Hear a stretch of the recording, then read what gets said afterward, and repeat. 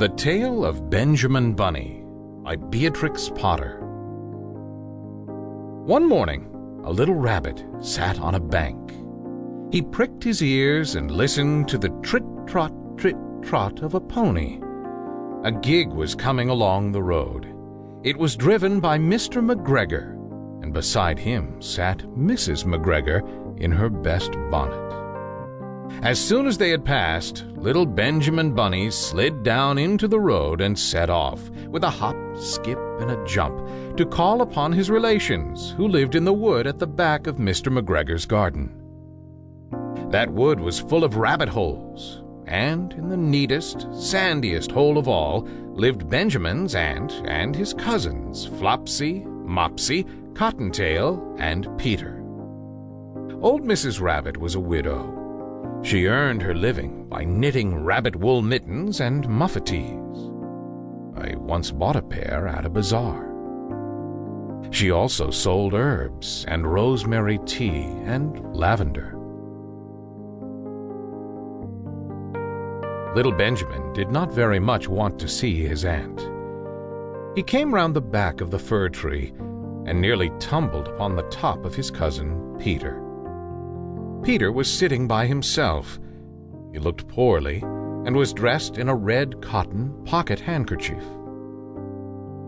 "Peter," said little Benjamin in a whisper, "who has got your clothes?"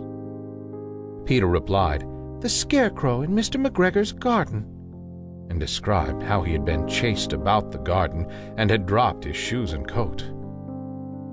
Little Benjamin sat down beside his cousin and assured him that Mr. McGregor had gone out in a gig, and Mrs. McGregor also, and certainly for the day, because she was wearing her best bonnet. Peter said he hoped that it would rain.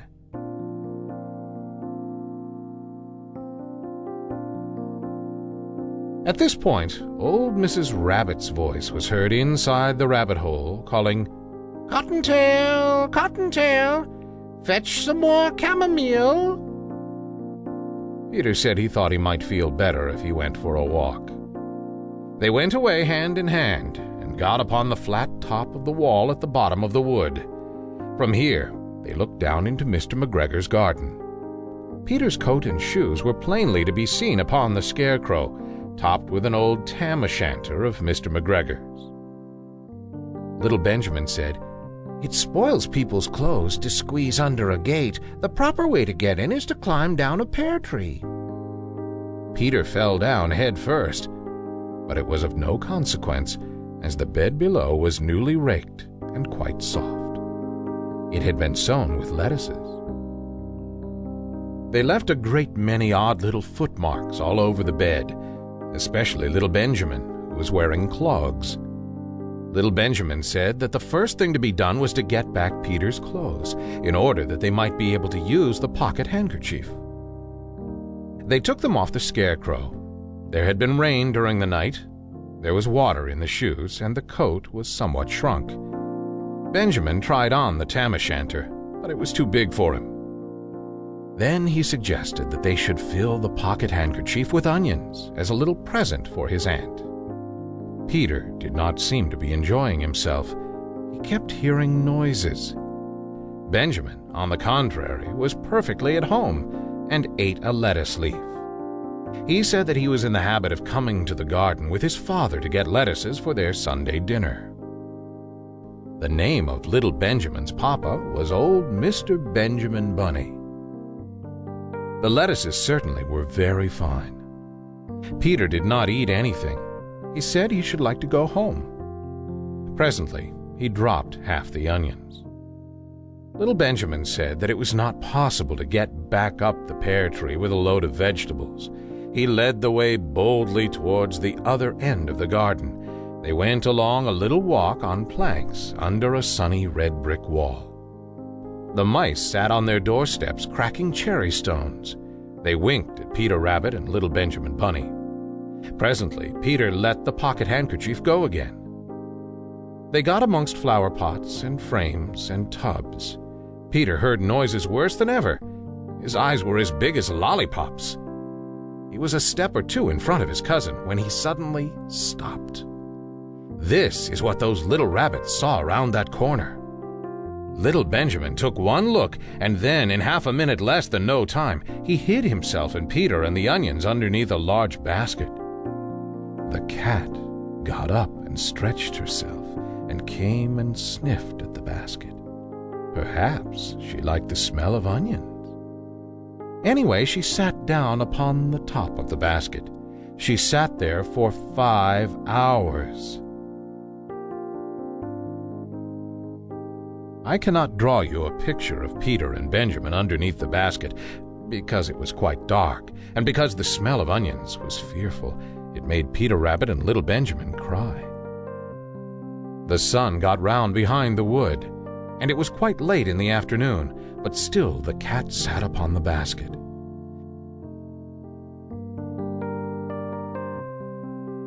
At length there was a pitter-patter, and some bits of mortar fell from the wall above.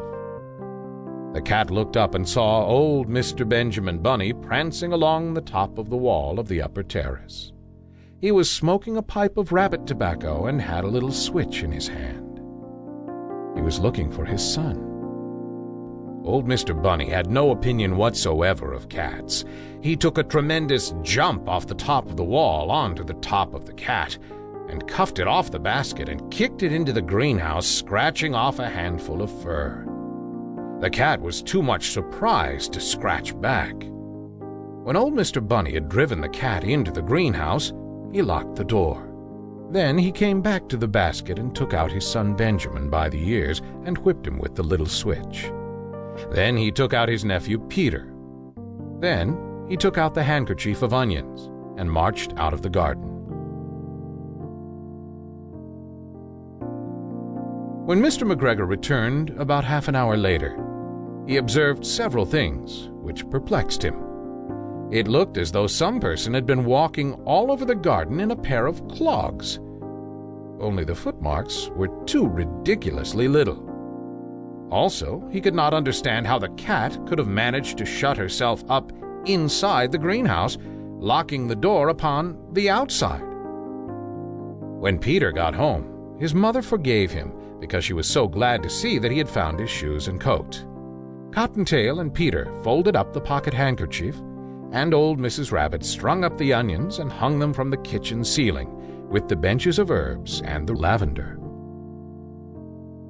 The end.